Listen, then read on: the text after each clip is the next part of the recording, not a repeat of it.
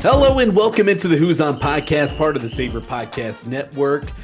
We've got another episode of the Who's On podcast coming to you this week. A little bit different today. I'm going to set this up a little differently. Of course, obviously, we're a UVA focused podcast, but today I want to talk a little bit about the state of college football in Virginia. And to do that, I've got editor-in-chief for CVille right now, Mike Barber. You've been around the state for a long time, Mike. So happy to have you on yet again. How's it going today? Really good. And yeah, it's a nice way to say that I'm getting old. But yes, I've been all around the Commonwealth. Who's not though? I mean, we're all getting up there. Yeah, and I would say it beats the alternative. So let's do it. There you go. Real quick, I know you were at the press conference yesterday with Tony Elliott, so I do want to get into a couple updates ahead of the Stanford game, since obviously we do cover Virginia on this podcast. So let's get to them first. Kam Robinson is back. Obviously, that's the big news. It's been the expected timeline of progression ever since he had that fractured collarbone during fall camp. He's practicing this week. He is expected to play this week. He warmed up last week as a little tease for everyone, as Tony Elliott and his crew have liked to do. They like to get guys out there to warm up a week ahead of when they're actually expected to return to play. How big is this for Virginia, just having number 5 back on the field? Yeah, Preston, I think it's absolutely massive. I mean, if you think about the way they struggled, especially run defense against NC State, I know they dominated William and Mary. I know they dominated Coastal Carolina, and that's not totally disparaging those results, but a lot of that had to do with the opponent. I think NC State is more in line with what you'll see from Stanford, and they struggled. They struggled to control Hollywood Smothers. They struggled to control, gaps, and I think Kam Robinson fixes a number of those problems. Number one, he's a great run-stopping linebacker. He's explosive. He can come up and he can go downhill and make those plays. Number two, he's a mistake eraser. So if a guy is in the wrong assignment, in the wrong gap, if a guy breaks a tackle, he's able to get over there and make that play still and turn, a 6 and 7 yard gain, keep it at that as opposed to it going long. So I think Kam Robinson is kind of just what the doctor ordered for what we saw go wrong defensively against NC State. You mentioned Hollywood Smothers. Micah Ford coming in this week is the reigning ACC running back of the week. He had a great game against Boston College last week for Stanford. So couldn't really have asked for better timing as far as, all right, we got to corral another running back.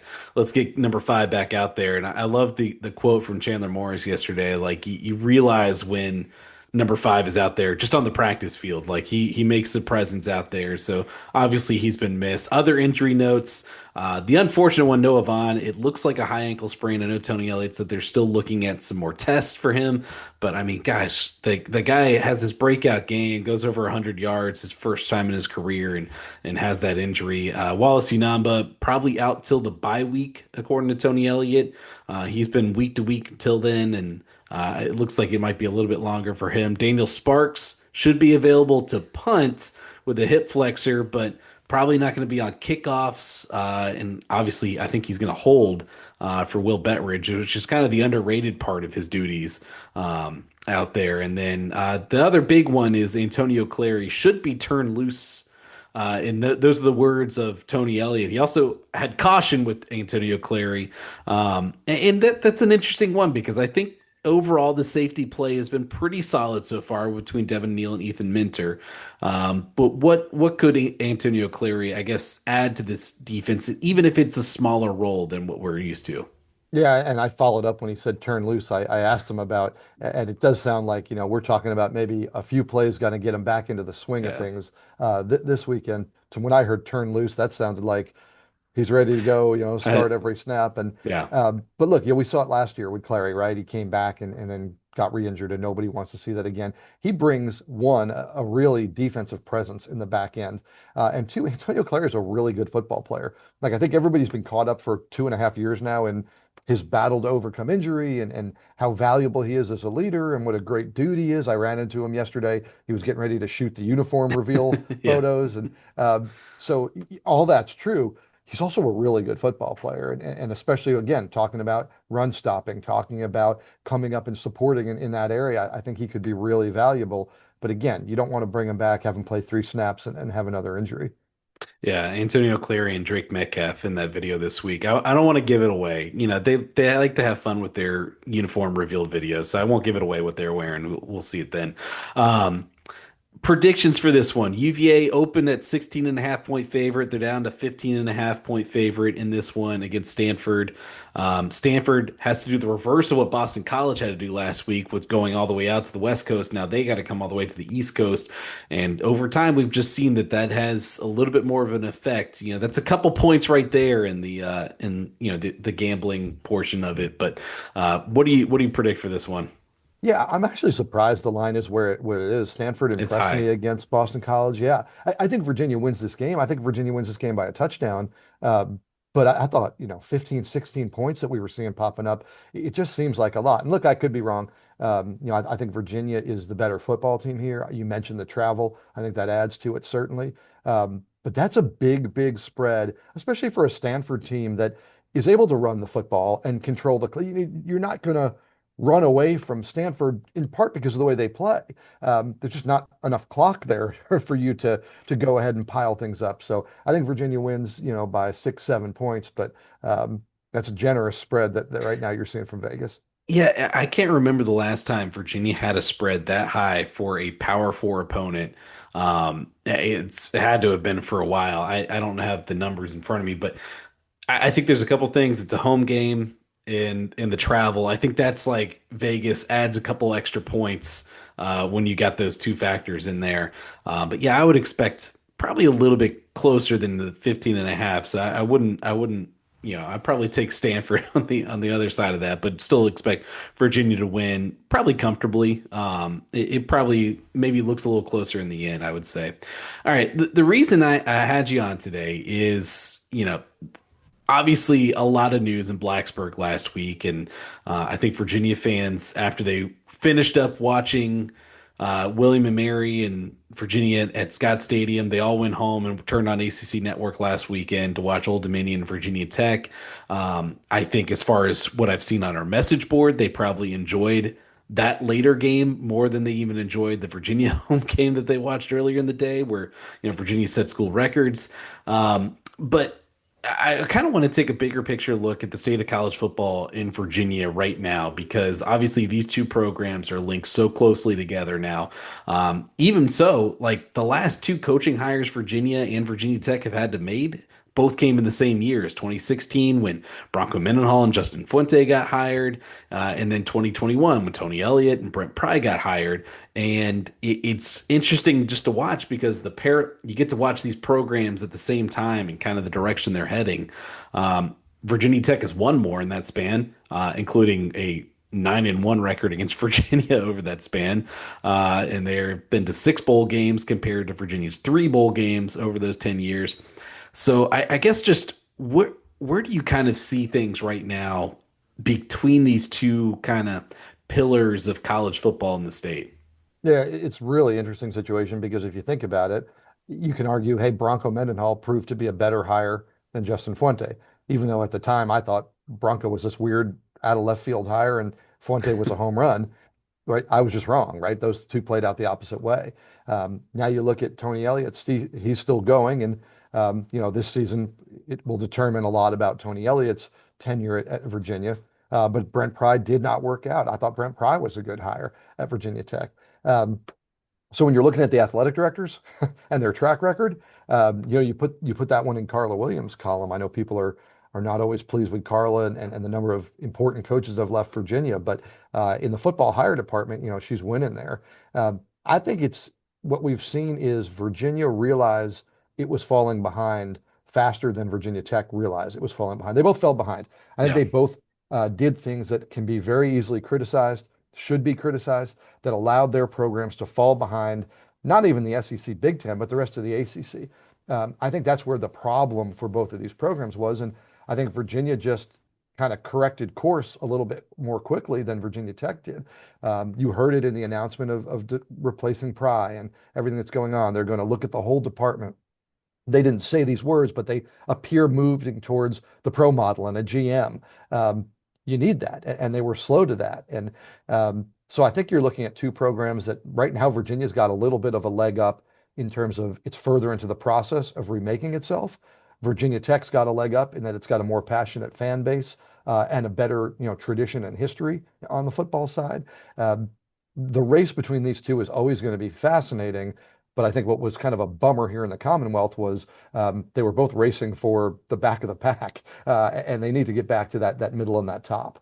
It's interesting that I guess we get the slight edge to Carla here in the coaching hires, and obviously Virginia fans would have qualms about Tony Elliott thus far, and obviously he's off to a decent start this year in year four, but Justin Fuente is the only coach of these guys with a winning record. Obviously, he benefited from some players that he inherited, and a good start for him there at Virginia Tech. Um, why do you think, obviously Virginia Tech has the better record over this time span, but why do you think Virginia Tech has kind of fallen behind, even though, and like you said, I liked both the Justin Fuente hire and the Brent Pry hire. I see a lot of people chiming in, it's like, I never liked the hire. And I'm like, I mean, could you really say that at the time? I mean, like, I loved Fuente as a guy that was a proven, offensive guru coming up to Virginia Tech, and obviously what that program lacked for a couple years there at late in Frank Beamer's tenure was offensive ingenuity. And then with Brent Pry, it was like a get back to the culture kind of hire. And I like that too. And, neither hire worked out. And I don't think that's necessarily entirely on the hire. Right, and I think that's the point here. Um, I think Justin Fuente could have worked. I think Brent Pry could have worked. I think it's other forces at play here that Virginia Tech has to correct. Or guess what? The next hire isn't going to work either. And I think they are moving in that direction. Look, I thought Justin Fuente on the field was a pretty good X's and O's football coach. I thought he struggled with recruiting, with fan base, with some of those other engagement areas. And that's why Justin didn't work out. And again, levels of support, things behind the scenes. But I thought that was sort of his crux that he bore. And then if you look at Brent Pry, I think Brent's great with recruiting. I think Brent's great engaging the fan base. I think a lot of being the salesman of the program is right in his wheelhouse. I think he struggled on Saturdays, man. Yeah. Like they're not good in close games. He started out calling the plays for the defense. I thought that hurt him from a game management standpoint. I think going with largely unproven coordinators as a first-time head coach, he really needed. Look, I think he needed a Phil Montgomery, who he has now, or he had now until they lost the job. Phil's now the interim coach. That would have been a great place to start with an offensive coordinator. Um, I just think as a first-time head coach, there were some missteps there that led to execution issues on Saturday. And then look, the Old Dominion game, nail in the coffin, but an example of everything that's wrong. Whit Babcock, Brent Pry, they went before the Board of Visitors at Virginia Tech and said, we don't have the resources to compete with the SEC, with the Big Ten, and with a lot of ACC teams. So getting beat by Carolina, South Carolina, and getting beat by Vanderbilt, that actually helps your argument. Like, Yeah. look, I told you. But when you get hammered by Old Dominion, who has a smaller budget, who has less than you do, that tells me there's a problem with what you're doing on the field. And that is ultimately, I think, what cost Brent Pry his job. I don't want to leave out the other programs in the state because I mean, the other three have been probably more successful to a certain extent over the last decade or so. You've seen Old Dominion, not a ton of success, but they've had the three upsets over Virginia Tech, including the bookends to Brent Pry's tenure there at Virginia Tech. Obviously they beat him in his first game, they beat him in his last game. JMU 28-9. Heading into this season, since making the move up to the FBS, they obviously beat Virginia a couple seasons ago. And then Liberty, yeah, they have the 2023 Fiesta Bowl on their record there. So, I mean, kind of the sport of college football has it's not just those guys anymore, and we can the recruiting part of this is out, is different. And a lot of people are like, "Oh, well, they've got these other FBS programs in the state now," and it's like, yeah, but there's not really a ton of Virginia talent on those teams. Like a lot of the Virginia talent is going to Penn State, it's going to Clemson, South Carolina, Shane Beamer, and it's leaving the state entirely. But those other three, kind of lower a group of five programs in the state have done really well for themselves. Yeah, and I think, they're coming from a different place, right? I think JMU's the gold standard there and Yes. maybe in the Commonwealth at this point, but their arc and their path was completely different. It was building up to this point, and JMU did a phenomenal job of doing that. Yeah. Whereas Virginia and Virginia Tech were at a certain level in terms of funding resources, the way they run your athletic department. And now they've had to almost reinvent the wheel. And I don't think that's an exaggeration. Like, I think Tech and UVA were slow to do that. Whereas JMU, they didn't have the wheel necessarily, right? So they were kind of, and they were building to this point. they've done a tremendous job of getting to that point, and I think it's why now they're ahead of the game, because this has been the arc they're on. Whereas, it's always harder, I think, to recover from a dip. And if you're Virginia Tech, you're UVA, when we're talking about behind the scenes, how you support your programs, I think they're both in dips. And again, I think Virginia's a year ahead of recovering, and I think Virginia Tech is just now saying, "Hey, this isn't something we can kind of slog our way through. We need to reinvent the wheel." Let's focus in a little bit on Virginia Tech here and just kind of the sequence of events here. Obviously, you lose that game against Old Dominion. First 0-3 start for the Hokies since Frank Beamer's first season, all the way back in 1987. They fire Brent Pry pretty quickly the next day, and a move that I don't think has surprised anyone. But it is shocking to have a power forward job open up in mid-September, let alone two, because you have UCLA in there as well, open up within minutes of each other. So I don't know the betting odds of who had first coach fired, who wins that in the end, because both those guys get out there. You mentioned the Whit Babcock, the athletic director there, met with the Board of Visitors back in August 18th, saying that Virginia Tech needed $200 million as an operating budget to compete at the top of the ACC, currently around 122 million. Board of Visitors planning to present a plan on September 30th, their plan to further support athletics financially, leadership wise, organizationally.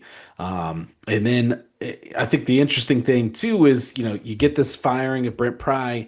It's Tim Sands, the president of Virginia Tech, that makes the announcement. Whit Babcock is now part of the decision, but like he's talking to the committee that's going to be making this decision ultimately. It's an interesting situation there. And he talked about the need for a general manager moving to more of a pro model going forward. This timeline over the last 2 months or so, it seems like it's all kind of built upon each other to get to this point. Yeah, and I think ultimately it would have been maybe a little less jarring if they could have gone 6-6 and made the move in the off season and then talked about, restructuring. And this becomes more not punitive, but like a panic, like a reaction, like, okay, this is how, but you're right. This was coming, I think, either way. It's interesting the way they framed what's going to happen with the search committee.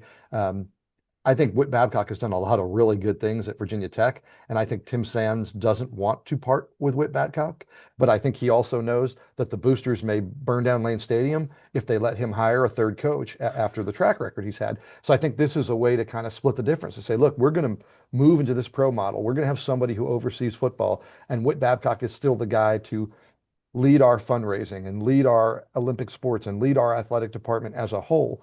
Um, I think a lot of people expected Brent and Whit to go together. And this may be the path by which, Whit Babcock kind of saves his job. Um, but the timing is fascinating, right? And especially in the NIL era, 3 games in, all of these kids can go in the portal and preserve their year. Yeah. That was a concern. I heard people who say, even if you decide to fire him, you got to wait till after the 5th game so that you don't have a mass exodus. Um, I think Virginia Tech did the right thing for a number of reasons. Number one, you mentioned Deshaun Foster at UCLA. Those are not going to be the final coaching changes of this offseason. No. You want that head start. And look, I mean, I think a lot of people in Blacksburg have their eyes on Charlottesville. And are they going to be competing with Virginia for a coach? I think people in Virginia and in Charlottesville are rooting for Tony Elliott to have a good year and to keep that thing going and keep their advantage. But I think if you're in Blacksburg, you'd be naive not to think, hey, man, we might be competing with a UVA program for a coach. Let's get ourselves out there. Let's get rolling.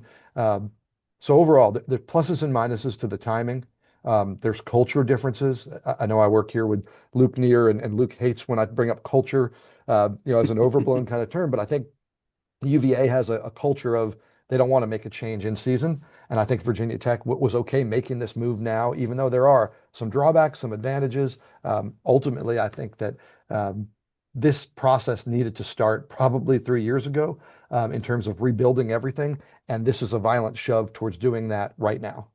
Yeah, I think, and we've mentioned it several times, but both athletic departments in Virginia and Virginia Tech were behind the 8 ball with all this movement and everything. And maybe Virginia was just a year earlier to react, as far as, kind of the resources needed, the NIL money, and it helps when you get a big anonymous donation donation to come in there. But also just the structure. Virginia's put in this pro model led by Tyler Jones, the general manager there, who's over football, but also has his hand in a couple other sports as well. And it kind of frees Carla up a little bit to like let Tyler kind of handle that day-to-day general manager type stuff and kind of be the long-term vision guy for the roster.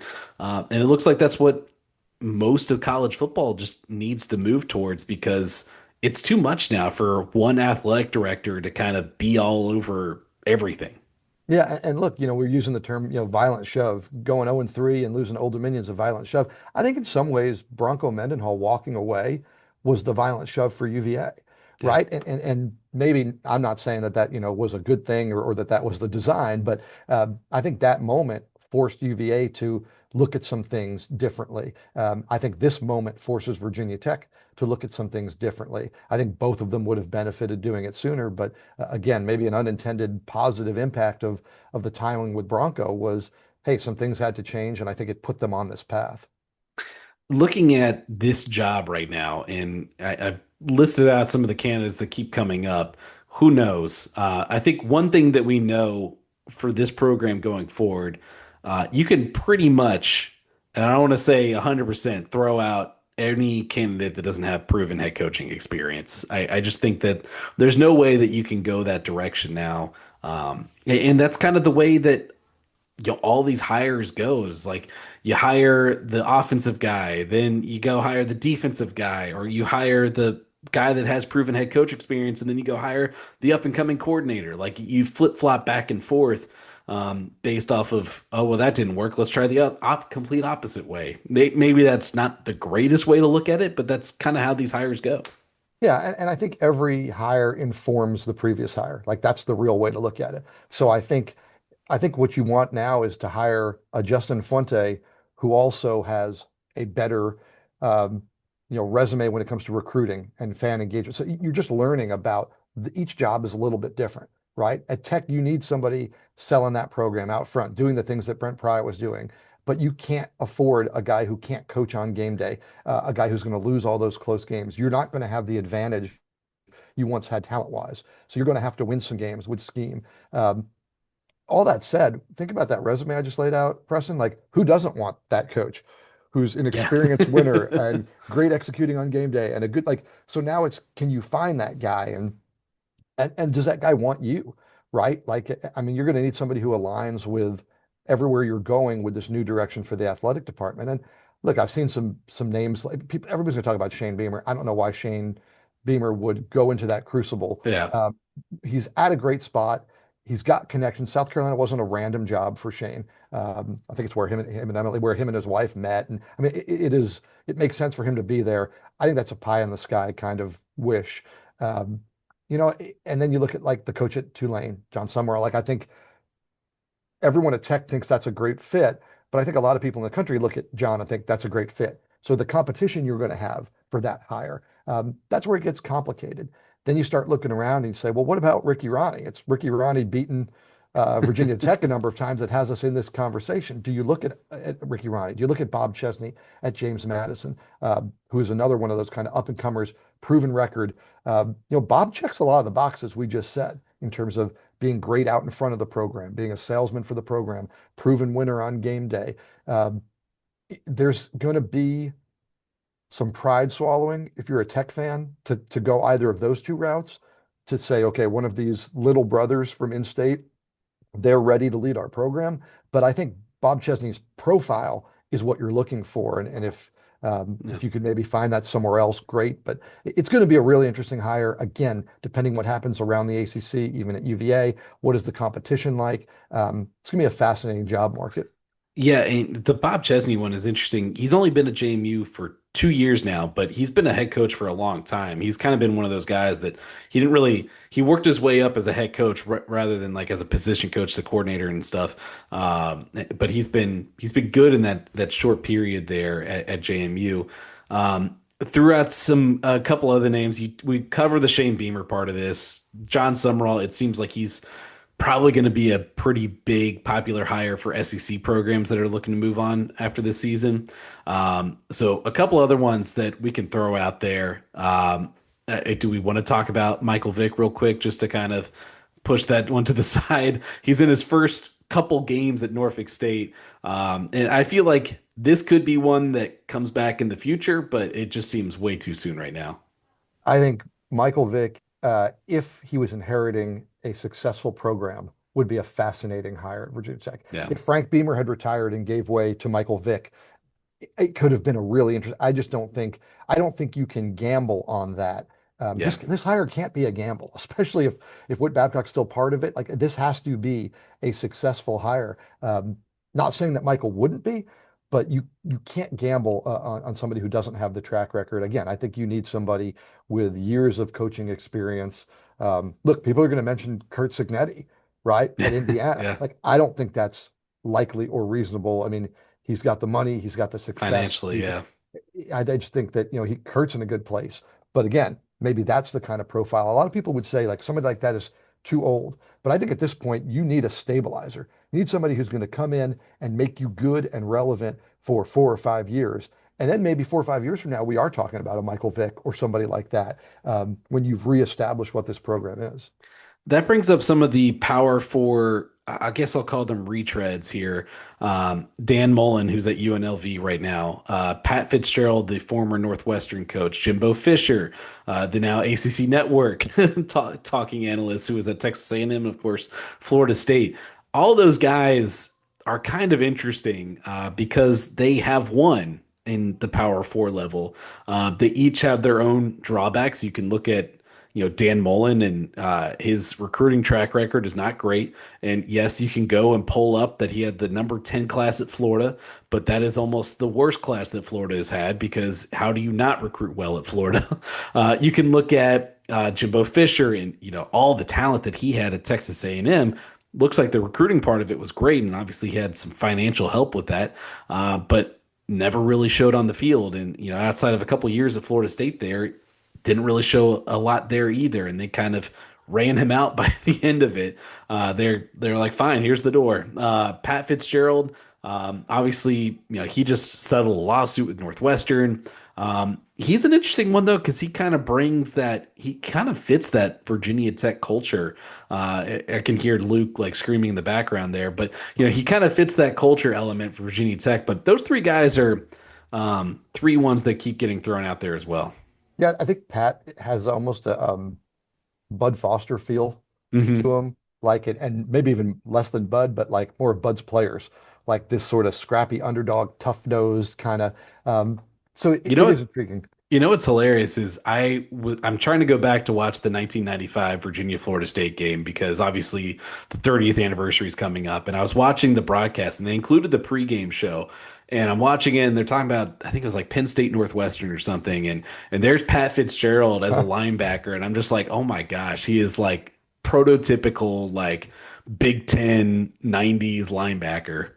Yeah, and in a lot of ways, that's what Bud built that defense on was Yeah. those, except a lot of them were walk-ons too.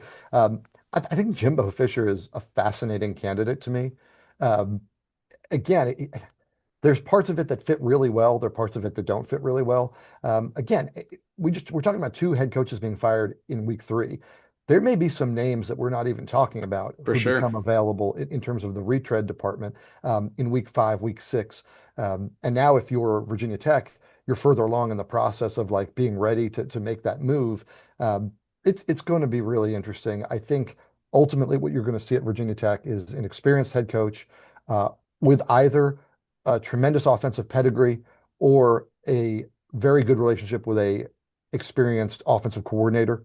Um, I think you're going to see a break from the Frank Beamer line, right? Like I don't think the fan base wants another like Justin Fuente honored and kept Bud on the staff and honored Frank's legacy and all, and that was great at the time. And Brent Pry was a throwback to that. I think the fan base this time wants to see a clean break. So I think you're going to see an experienced head coach with either an offensive pedigree and or a connection to an offensive coordinator who's up and coming, kind of a star in the field. And I don't think you're going to see it come from the traditional Blacksburg coaching lines. I think you're going to see it come from somewhere afar. I do want to mention the Dan Mullen one interests me so much because of reasons that really aren't about him as a coach, but uh, does he decide to bring his quarterback from UNLV with him to Blacksburg, who I don't know if anyone's heard of before, but his name is Anthony Calandria. That's just a beside the point. But last thing I want to get into here is, where does this put UVA? Because currently, I think everyone kind of just wants this to work with Tony Elliott. They want to finish a good season here. They put all this resources. The administration wants it to work. I would say most of the fan base probably wants it to work. They don't want to go through another bad season and go through all this again. So I think that currently the track is this works this year, and we kind of continue to build. But this is a huge moment for them because I mentioned before the last couple coaching searches, same exact time Virginia Tech was going through their coaching search. So they were always restarting at the same time as Tech.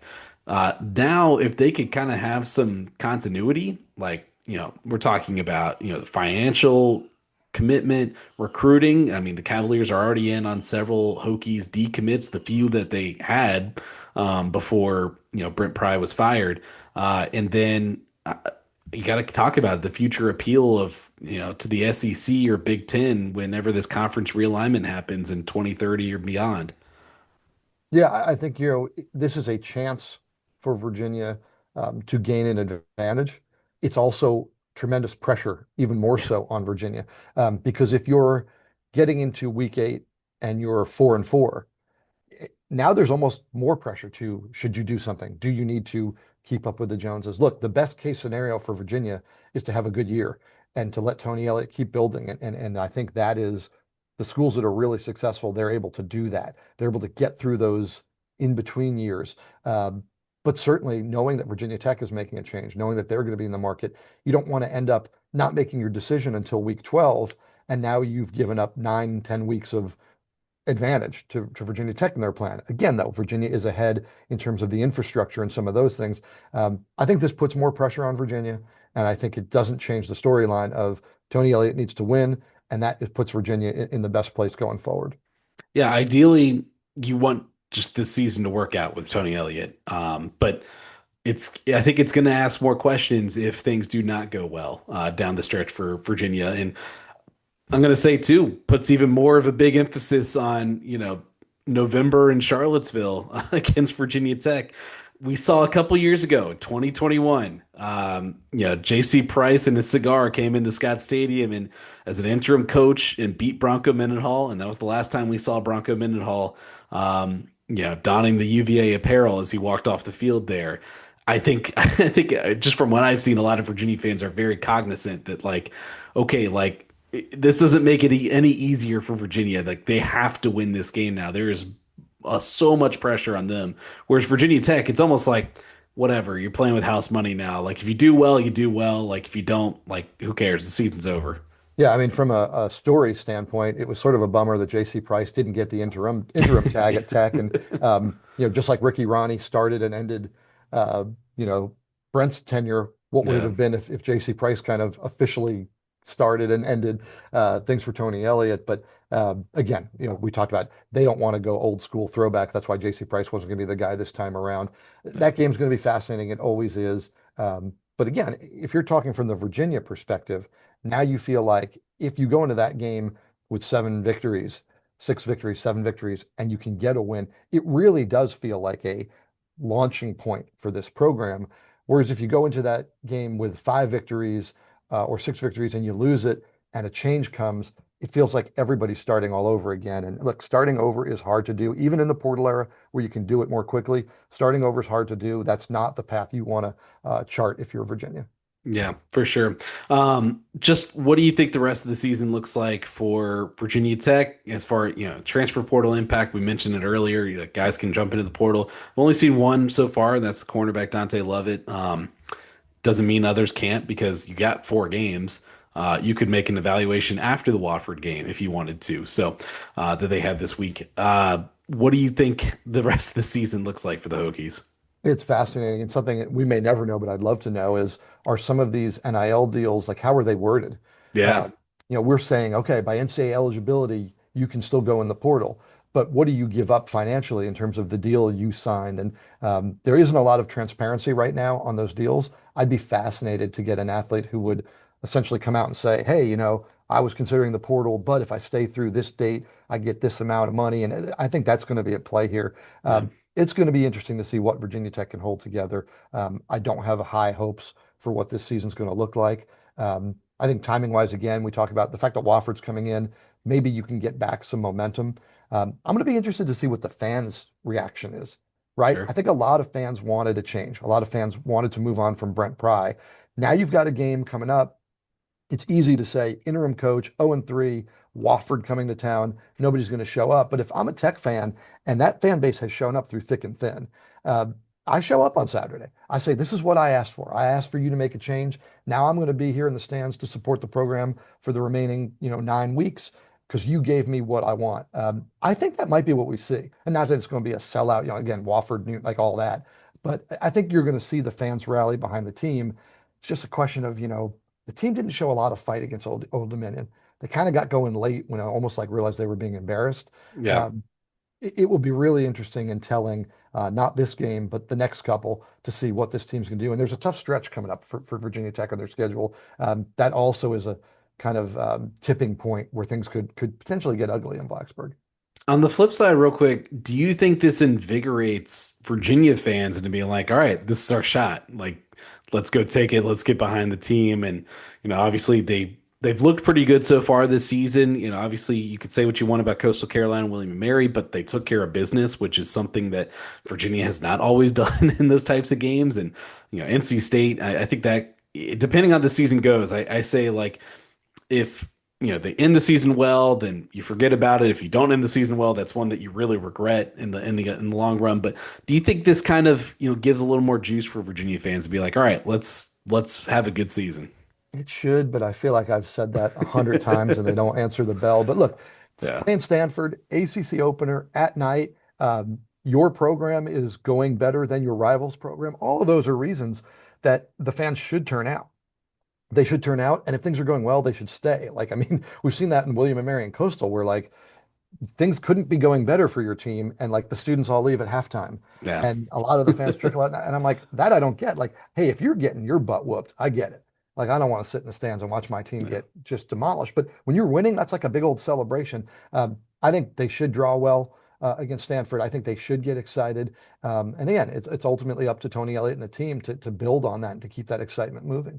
I think we can agree this season just got the importance level just rose up another level. If it was already high for Tony Elliott and the rest of the coaching staff, but now it's gone up a level. All right, Mike Barber, you can see all his stuff on CVille right now. Anything you got coming up you want to plug real quick? We got an interesting story I think fans are going to want to check out today about espionage in college football and how it Ooh. relates to UVA. So I think that'll be a little shameless plug there for CVilleRightNow.com. That's coming out in the afternoon. All right, he is the chief, Mike Barber, over at CVille right now. That'll do for the Who's On podcast. Thanks again for tuning in. Remember to like, subscribe, everything on YouTube, our new YouTube channel, Who's On Podcast. We're picking up a lot of subscribers there and a lot of views, so I would really love to keep that momentum going as we kind of get further into the season. And as always, you can leave a 5-star review on Apple. Really helps people find the podcast, and also it's nice to hear what you're liking about the podcast. And also like, subscribe, follow everything that you do on Apple, Spotify. Thanks again for listening. That is it for the Who's On podcast. We will be back with you later next week after the Stanford game. Stay tuned.